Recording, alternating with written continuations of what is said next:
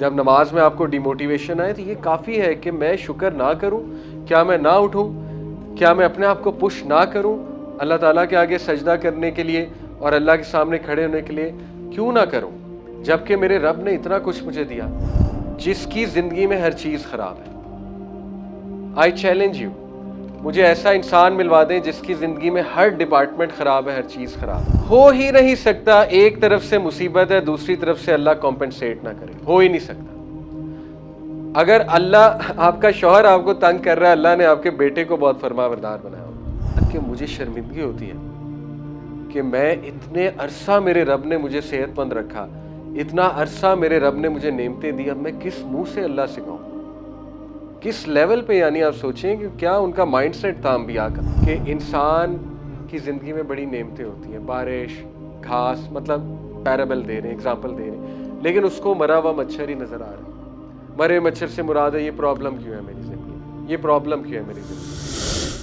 There are billions of people जो चूहों की इबादत कर रहे हैं, जो गाय की इबादत कर रहे हैं, जो पता नहीं पत्थर की इबादत कर रहे हैं, स्टूपिड चीज़ों की इबादत कर रहे हैं, अपने हाथ के बनाए हुए आइडल्स की इबादत कर रहे हैं, जो इतना ज़्यादा सुपरस्टिशियस चीज़ों का शिकार है, जो इतनी हराम चीज़ें खा रहे हैं। यानी अल्लाह ने आपको इस्लाम दे दिया, अल्लाह ने आपको मुसलमान बना दिया, यही काफ़ी है नमाज पढ़ने के लिए।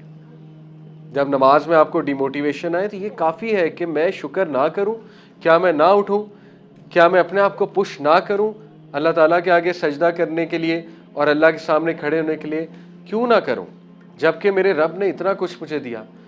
और फिर आगे चलें, इतना अच्छा घर दिया, गाड़ी दी, कितने लोग हैं जिनके पास ये चीज़ें नहीं हैं, 3 वक्त का खाना दिया, अच्छी चीज़ें खाने की तौफीक दी, अच्छी अच्छी चीज़ें आप खाते हैं, so on and so fourth. तो देखिए, ग्रैटिट्यूड इज़ अ गिफ्ट।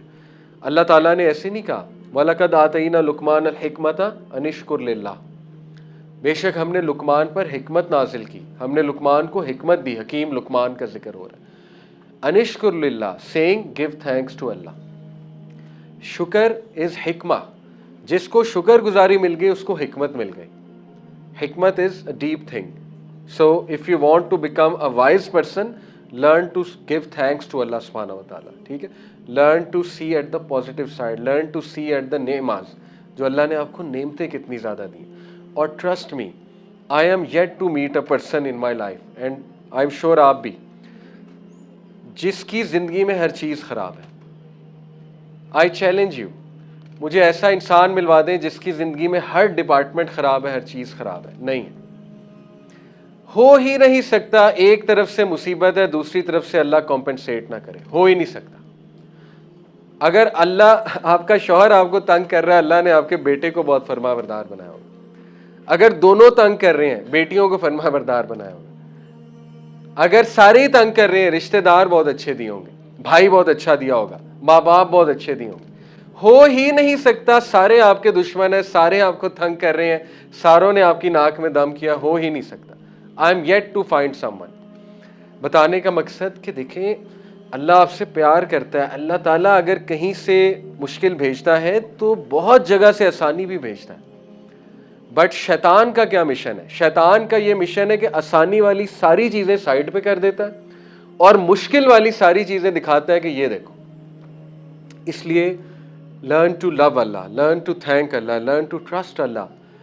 यानी आप देखें ना, अंबिया का क्या, सुभान अल्लाह, अयूब अलैहिस्सलाम किस लेवल पे, लिटरली ये तो सुपर ह्यूमन लेवल है, ऐसा ह्यूमन बीइंग तो नहीं कह सकता। जब उनकी वाइफ ने कहा कि आप अल्लाह से दुआ करें अपनी बीमारी के लिए, तो उन्होंने कहा कि मुझे शर्मिंदगी होती है कि मैं इतने अरसा मेरे रब ने मुझे सेहतमंद रखा, इतना अरसा मेरे रब ने मुझे नेमतें दी, अब मैं किस मुंह से अल्लाह से कहूँ, किस लेवल पे। यानी आप सोचें कि क्या उनका माइंडसेट था अंबिया का। तो बहरहाल इसलिए मैं कह रहा हूँ, this is super human thing, this is not even human. Human being आपको पता है घबरा जाता है। एनीवे, तो when you will ponder over इंशाल्लाह द थिंग्स जो अल्लाह सुब्हानहू तआला ने आपको दी हैं, आप खुश रहेंगे और आप वाकई ही बहुत पॉजिटिव रहेंगे।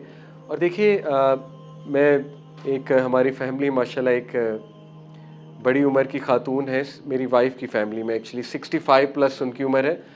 तो महीना 2 महीने पहले हमारे घर आई तो माशाल्लाह मेरी वाइफ ने उसको कॉम्प्लीमेंट किया कि आप माशाल्लाह दुआ भी दी कि आप बहुत चेहरा आपका फ्रेश लगता है, अल्लाह आपको लंबी उम्र दे, सेहत दे, और माशाल्लाह यू डोंट लुक 65। तो माशाल्लाह उन्होंने बड़ी वाइज थी, उन्होंने एक बात की, उन्होंने कहा कि इसका एक राज है। तो हमने कहा क्या राज है? उन्होंने कहा कि मैं पॉजिटिव रहती हूँ, किसी के बारे में बुरा नहीं सोचती। उन्होंने कहा जब आप पॉजिटिव रहते हैं, खुश रहते हैं ना, तो वो चेहरे पे आ जाती है चीज़, आपका चेहरा खिल जाता है, आपका चेहरा पॉजिटिव रहता है। ठीक है, तो आप देखें नबी सल्लल्लाहु अलैहि वसल्लम जो है वो मुस्कराया करते थे, और इस पे पूरी साइंटिफिक रिसर्च है कि जब आप मुस्कराते हैं तो 32 मसल्स इन्वॉल्व होते हैं चेहरे के, और वो मसल्स ऐसे केमिकल्स रिलीज करवाते हैं, सेरोटोनिन और वो हैप्पीनेस के केमिकल्स, तो बंदा खुद ब खुद उसका मूड ठीक होने लग जाता है। ठीक है ना, तो हम मुस्कुराना भूल जाते हैं, थोड़ी सी मुश्किल आती है हम बुझ जाते हैं और हम जीना छोड़ देते हैं। और उसकी वजह वही है जो इशफाक अहमद ने भी एक किस्सा सुनाया कि उन्होंने अपने पोते को गोद में उठाया हुआ था और उसे खिड़की के उस पार, खिड़की थी, खिड़की के उस पार बाग था, तो बारिश हो रही थी, तो वो उसे दिखा रहे थे बेटा बारिश देखो, थोड़ा सा उसे एक्साइटेड कर रहे थे, देखो घास को देखो, हाउ ब्यूटीफुल इट्स लुकिंग, ये वो फूलों को देखो। तो कहते कि वो मेरा जो पोता था, बच्चा था, छोटा था, उसकी नज़र बस ना एक कोने पे जमी हुई थी खिड़की के। तो मैंने गौर नहीं किया, पता नहीं क्या देख रहा, तो मैंने उससे पूछा बेटा क्या देख रहे हो, तुम बाहर क्यों नहीं देख रहे, तुम्हारी तवज्जो कहाँ है? तो कहते कि वो उसने जब मुझसे पूछा ना कि दादा अबू ये क्या है, तो मैंने देखा कि मरा हुआ एक मच्छर था वहाँ पे। तो बच्चा बड़ा ऑब्जर्वेंट होता है, छोटी छोटी चीज़ें पिक कर लेता है। तो कहते हैं मैं बड़ा हैरान हुआ कि मैं इसे बाहर दिखा रहा हूँ, इसे मरा हुआ मच्छर नज़र आ रहा है। तो कहते हैं कि फिर उस बच्चे से मैंने एक चीज़ सीखी कि इंसान की ज़िंदगी में बड़ी नेमतें होती हैं, बारिश, घास, मतलब पैराबल दे रहे हैं, एग्जाम्पल दे रहे हैं, लेकिन उसको मरा हुआ मच्छर ही नज़र आ रहा है। मरे हुए मच्छर से मुराद है ये प्रॉब्लम क्यों है मेरी ज़िंदगी में, ये प्रॉब्लम क्यों है मेरी ज़िंदगी में। तो ये बात है असल में। ठीक है, तो ग्रैटिट्यूड जो है, सहाबा पॉजिटिव क्यों थे, होपफुल क्यों थे? क्योंकि उनमें शुक्रगुजारी थी, और अगर कभी कभी वो डाउन भी होते थे तो वो एक दूसरे को काउंसल करते थे, कम्युनिटी बिल्डिंग थी, एक दूसरे के करीब थे, एक दूसरे के को तकवीत देते थे, एहसास दिलाते थे। तो फैमिली का यही रोल होता है, अगर आपकी फैमिली में कोई भाई कोई बहन डाउन है तो उसको थोड़ा सा ब्राइटर साइड दिखाया करें, उसको ज़रा ग्रैटिट्यूड की तरफ लाया करें, ये चीज़। ठीक है, उसके बाद हमें सहाबा की ज़िंदगी में एक बड़ी खूबसूरत चीज़ नज़र आती है, वो है फॉरगिवनेस एंड इमोशनल रेगुलेशन। सहाबा यूज टू प्रैक्टिस फॉरगिवनेस। जैसे अबू बकर सिद्दीक की ज़िंदगी आप देख लीजिए कि मिस्ताह को फॉरगिव किया, जिन्होंने उनकी बेटी पे इल्ज़ाम लगाने वालों में शामिल थे। तो हज़रत मिस्ताह जो थे वो भी सहाबी थे, तो अबू बकर सिद्दीक ने उनका स्टाइपेंड बंद कर दिया था जब वाक़या इफ़्क हुआ, आपने पढ़ा हुआ है। तो उसके बाद अल्लाह ने आयत नाजिल कर दी ना कि क्या तुम नहीं चाहते अल्लाह तुम्हें माफ़ करे, तो तुम लोगों को माफ़ करो। तो अबू बकर सिद्दीक बड़ा रोए, वो समझ गए आयत मेरे बारे में। तो फिर अबू बकर सिद्दीक ने माफ़ भी किया और एहसान का लेवल दिखाया कि उनको मज़ीद ज़्यादा स्टाइपेंड देना शुरू कर दिया। इस तरह आप देखें अम्मा आयशा ने कितनी फॉरगिवनेस अपनी लाइफ में प्रैक्टिस की है कि उन लोगों को माफ़ किया है जिन लोगों ने उनके खिलाफ प्रोपेगेंडे में शामिल थे, लेट गो किया। और लेट गो करने का देखें मतलब ये नहीं होता कि आप अगले के जो है ना वो बिल्कुल वैसा ताल्लुक बना लें जैसा पहले था। लेट गो करने का मतलब सिर्फ होता है कि अपने दिल को साफ कर लें, कोशिश करें, जिहाद बिन नफ्स करें। और लेट गो करने का मतलब होता है कि आप बस ये कहें कि मैं इस बंदे के खिलाफ कोई बदुआ नहीं दूंगा। तो अल्हम्दुलिल्लाह they used to practice forgiveness. आप यूसुफ अलैहिस्सलाम की देखें लाइफ, कैसे उन्होंने उस टाइम पर फॉरगिवनेस प्रैक्टिस की। देखिए एक बंदा, उसमें बदला लेने की सकत ही नहीं है, उसका स्टेटस ही कोई नहीं है, तो उसके पास तो कमज़ोरी में कोई और एक्सक्यूज़ नहीं है ना सिवाय इसके वो अगले का अच्छा यार चले मैंने तुम्हें माफ़ किया। ऑब्वियसली तुमने माफ़ ही करना है क्योंकि ना तुम्हारे पास बदला लेने की कैपेसिटी है, ना तुम्हारा कोई इतना स्टेटस है, तुमने तो माफ़ ही करना है, तुम्हारी तो पोजीशन ही कमज़ोर है। लेकिन व्हाट इफ़ एक ऐसा इंसान माफ़ करे जो बादशाह की सीट पे बैठा हुआ है और जिसके सामने उसके भाई खड़े हैं, जिन जिन भाइयों ने कुएं में मार कर फेंका था, और वो बादशाह पूरा पूरा इस बात पर कादिर है उनसे बदला लेने में, और पूरा पूरा बात पर कादिर है कि उनको गल्ला ना दे, उनको वो जो लेने आए थे वो ना दे, बल्कि उनको जेल में डलवा दे, और फुल पावरफुल है, और उस स्टेज पे वो फॉरगिवनेस प्रैक्टिस कर ले, तो ये बहुत बड़ी बात है। ठीक है, तो practicing forgiveness and emotional regulation. Emotional regulation जो है ये भी बहुत ज़बरदस्त चीज़ है। इमोशनल रेगुलेशन से देन अगेन यही मिसाल है कि मुहासबा किया जाए अपने जज्बात का, अपने इमोशंस का। दूसरों के इमोशंस का भी ख्याल रखा जाए, अपने इमोशंस का भी ख्याल रखा जाए।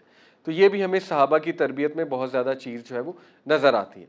उसके बाद लास्ट चीज़, सेकंड लास्ट जो हमें सहाबा की ज़िंदगी से एक चीज़ मिल रही है, that is Perseverance and resilience. कि रेजिलियंस बाय द वे क्या होती है मैं आपको समझाता हूँ। देखें, रेजिलियंस जो है ना फिजिक्स का भी कॉन्सेप्ट है। आपने लिमिट ऑफ इलास्टिसिटी पढ़ा हुआ है, क्या होता है? डिफॉर्मेशन का टॉपिक जो है, स्प्रिंग की एक लिमिट ऑफ इलास्टिसिटी होती है, ठीक है। तो इलास्टिक लिमिट उसे कहते हैं। बेसिकली देखिए, स्प्रिंग में एक ख़ास हद तक कुव्वत होती है और स्प्रिंग को जब दबाया जाता है तो वो वापस अपनी पोजीशन पे आ जाता है। स्प्रिंग पे जब प्रेशर या फोर्स डाली जाती है तो जब फोर्स रिमूव की जाए तो वापस अपनी ओरिजिनल शेप में आ जाता है, ठीक है। तो इंसान में भी ये कैपेसिटी है टू बाउंस बैक। इस बाउंसिंग बैक की कैपेसिटी को रेजिलियंस कहते हैं साइकोलॉजी की लैंग्वेज में, ओके। तो देखिए, होता ऐसे है कि शैतान जो है वो हमारी इस कैपेसिटी को ख़त्म कर देता है। हालांकि अल्लाह ताला ने ये नेचुरली इंसान के अंदर बाउंसिंग बैक की कैपेसिटी डाली हुई है। तो सहाबा की ज़िंदगी हम देखें तो दे वर वेरी रेजिलियंट। रेजिलियंट से देन अगेन क्या मुराद है कि वो बहुत जल्दी बाउंस बैक करते थे सिचुएशन का मुहासवा करके, और वो हाथ पर हाथ धरे बैठे नहीं रहते थे। अब रेजिलियंस जो है इसमें भी कुछ चीज़ें आती हैं जो इंशाल्लाह ताला मैं आपके सामने रखना चाहूँगा और आपको बताना चाहूँगा